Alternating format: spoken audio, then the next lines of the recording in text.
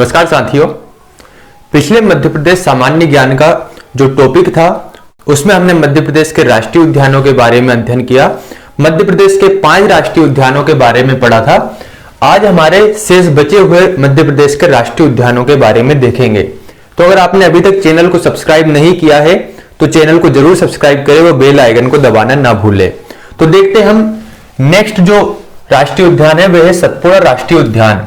अगर हम बात करें सतपुड़ा राष्ट्रीय उद्यान की तो ये प्रचुर जैव विविधता का केंद्र माना जाता है। साथ ही सतपुड़ा रेंज की बीहड़ पहाड़ियों से घिरा हुआ राष्ट्रीय उद्यान है। जो सतपुड़ा राष्ट्रीय उद्यान है यह मध्य प्रदेश के होशंगाबाद जिले में है। तो अगर हम इसकी लोकेशन देखें तो यहाँ पर है होशंगाबाद जिला। तो मध्य प्रदेश के 5 राष्ट्रीय उद्यानों को देखा था, तो यहाँ पर मैंने डाला हुआ है 6 नंबर का राष्ट्रीय उद्यान। तो सतपुड़ा राष्ट्रीय उद्यान होशंगाबाद जिले में है। 1983 में ये राष्ट्रीय उद्यान बना, जबकि 1999 में 1999 में यहाँ पर प्रोजेक्ट टाइगर चलाया गया। इसका जो क्षेत्रफल है वह है 524 वर्ग किलोमीटर। वहीं यहाँ पर 2 प्रमुख पर्यटन स्थल है, एक है मड़ई, दूसरा है चूरना। मड़ई और चूरना यहाँ के प्रमुख पर्यटन स्थल है। ये जो राष्ट्रीय उद्यान है ये कृष्ण मृग अर्थात काले हिरण के लिए जाना जाता है, इसके लिए प्रसिद्ध है। तो ध्यान रखना, सतपुड़ा राष्ट्रीय उद्यान कृष्ण मृग या काले हिरण के लिए प्रसिद्ध है। वहीं पचमढ़ी व वन्य जीव अभ्यारण्य भी इसी राष्ट्रीय उद्यान के अंतर्गत शामिल है या आते हैं। तो हमें ध्यान रखना है, सतपुड़ा राष्ट्रीय उद्यान 1983 में राष्ट्रीय उद्यान बना। 1999 में यहाँ पर प्रोजेक्ट टाइगर चलाया गया। 524 वर्ग किलोमीटर इसका क्षेत्रफल है। मड़ई व चूरना यहाँ के पर्यटन स्थल है। कृष्ण मृग या काले हिरण के लिए जाना जाता है। वह पचमढ़ी एवं वन्य जीव अभ्यारण्य भी इसी में शामिल है। नेक्स्ट राष्ट्रीय उद्यान की बात करें तो वह संजय गांधी या संजय डुबरी राष्ट्रीय उद्यान। जो संजय गांधी या संजय डुबरी राष्ट्रीय उद्यान है ये सीधी व सिंगरौली जिले में विस्तृत है। और यहाँ पर है आपका सीधी सिंगरौली जिला, यहाँ पर है संजय गांधी राष्ट्रीय उद्यान। ये जो राष्ट्रीय उद्यान है अविभाजित मध्य प्रदेश का सबसे बड़ा राष्ट्रीय उद्यान है संजय गांधी राष्ट्रीय उद्यान। अर्थात जब छत्तीसगढ़ राज्य मध्य प्रदेश से पृथक नहीं हुआ था तो उसके पहले मध्य प्रदेश का सबसे बड़ा राष्ट्रीय उद्यान था संजय गांधी राष्ट्रीय उद्यान।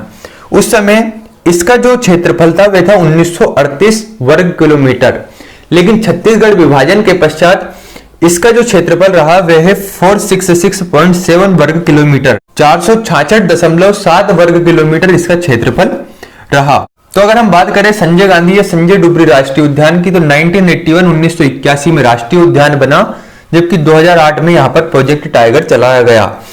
ये राष्ट्रीय उद्यान या इसमें सर्वाधिक चीतल इसी राष्ट्रीय उद्यान में देखने को मिलते हैं। तो ध्यान रखना, संजय गांधी या संजय डुबरी राष्ट्रीय उद्यान अविभाजित मध्य प्रदेश का सबसे बड़ा राष्ट्रीय उद्यान और सीधी सिंगरौली जिले में विस्तृत है। नेक्स्ट बात करते हैं, अगला है जीवाश्म राष्ट्रीय उद्यान। इसे फॉसिल राष्ट्रीय उद्यान भी कहते हैं। साथ ही इसे घुघुआ जीवाश्म राष्ट्रीय उद्यान के नाम से भी जाना जाता है। मध्य प्रदेश का सबसे छोटा राष्ट्रीय उद्यान है जीवाश्म राष्ट्रीय उद्यान। 8th यहाँ पर डला हुआ है, तो 8th है यहाँ पर, अर्थात ये डिंडोरी जिले में वहां पर एक स्थान है शाहपुरा, वहां पर ये स्थित है। तो ध्यान रखना, जीवाश्म राष्ट्रीय उद्यान मध्य प्रदेश का सबसे छोटा राष्ट्रीय उद्यान है। इसका क्षेत्रफल 0.27 वर्ग किलोमीटर है। स्थित है ये मध्य प्रदेश के डिंडोरी जिले में शाहपुरा में। 1983 में यह राष्ट्रीय उद्यान बना और इस राष्ट्रीय उद्यान में 50 मिलियन वर्ष पुराने जीवाश्म संरक्षित किए गए हैं। तो सबसे छोटा राष्ट्रीय उद्यान है जीवाश्म राष्ट्रीय उद्यान। नेक्स्ट बढ़ते हैं, अगला राष्ट्रीय उद्यान देखते हैं, वन विहार राष्ट्रीय उद्यान। ये भोपाल जिले में है या राजधानी भोपाल में अवस्थित है। वहां पर 9th नंबर डला हुआ है, यहाँ पर है भोपाल जिला या राजधानी भोपाल, यहीं पर है वन विहार राष्ट्रीय उद्यान। वन विहार राष्ट्रीय उद्यान मध्य प्रदेश का दूसरा सबसे छोटा राष्ट्रीय उद्यान है। पहला कौन सा है तो सबसे छोटा पहला राष्ट्रीय उद्यान है जीवाश्म राष्ट्रीय उद्यान। यह मध्य प्रदेश का सबसे छोटा राष्ट्रीय उद्यान अभी हमने देखा जीवाश्म राष्ट्रीय उद्यान। दूसरा सबसे छोटा राष्ट्रीय उद्यान है वन विहार राष्ट्रीय उद्यान। वन विहार राष्ट्रीय उद्यान मध्य प्रदेश का एकमात्र राष्ट्रीय उद्यान है जो सिटी या शहर के बीचों बीच अवस्थित है।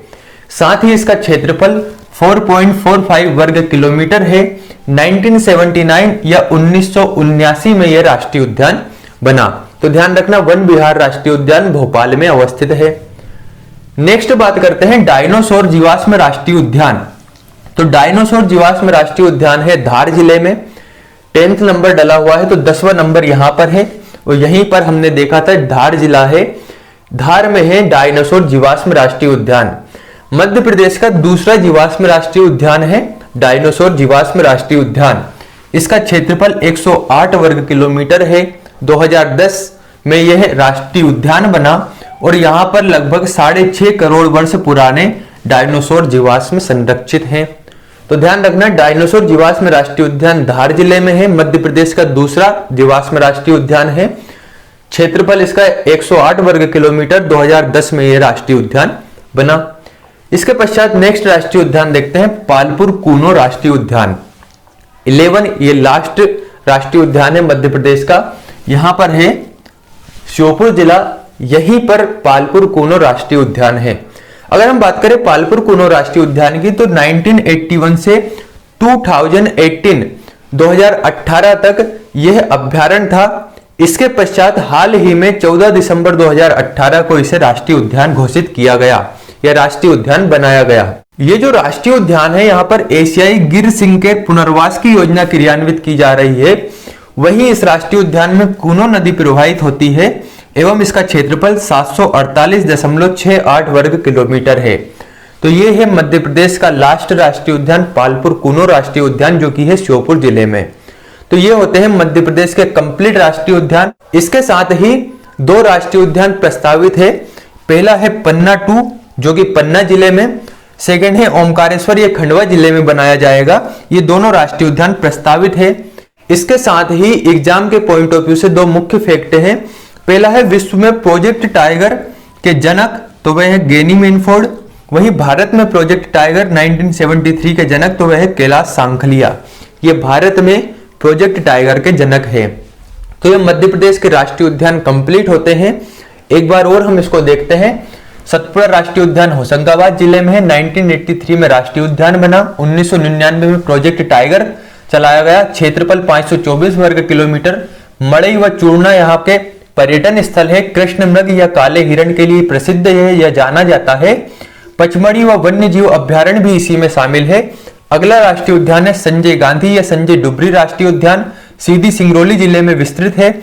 1981 में राष्ट्रीय उद्यान बना। 2008 में प्रोजेक्ट टाइगर चलाया गया। अविभाजित मध्य प्रदेश का सबसे बड़ा राष्ट्रीय उद्यान है। उस समय इसका 1938 वर्ग किलोमीटर क्षेत्रफल था। वर्तमान में 466.7 वर्ग किलोमीटर क्षेत्रफल है। सर्वाधिक चीतल इसी राष्ट्रीय उद्यान में है। नेक्स्ट है जीवाश्म राष्ट्रीय उद्यान।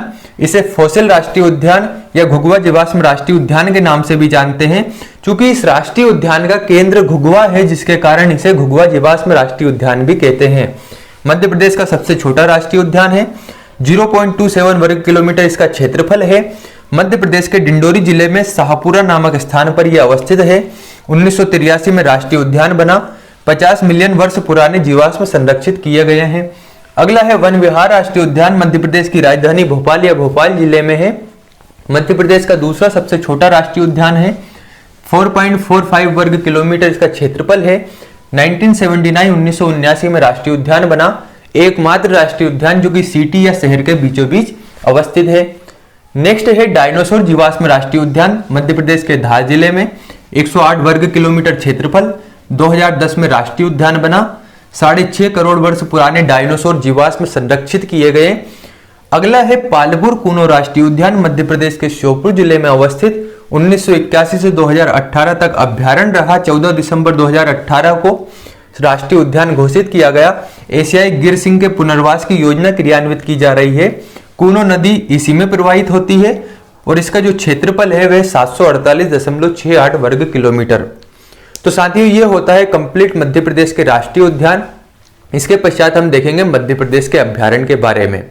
तो अगर आपने अभी तक चैनल को सब्सक्राइब नहीं किया है तो चैनल को जरूर सब्सक्राइब करें और बेल आइकन को दबाना ना भूलें। मिलते हैं अगले वीडियो में। और इन राष्ट्रीय उद्यान के पहले आप जो पिछला वाला राष्ट्रीय उद्यान का टॉपिक था उनको जरूर देखिए। उसकी लिंक हम डिस्क्रिप्शन बॉक्स में दे देंगे। तो मिलते हैं अगले वीडियो में। धन्यवाद।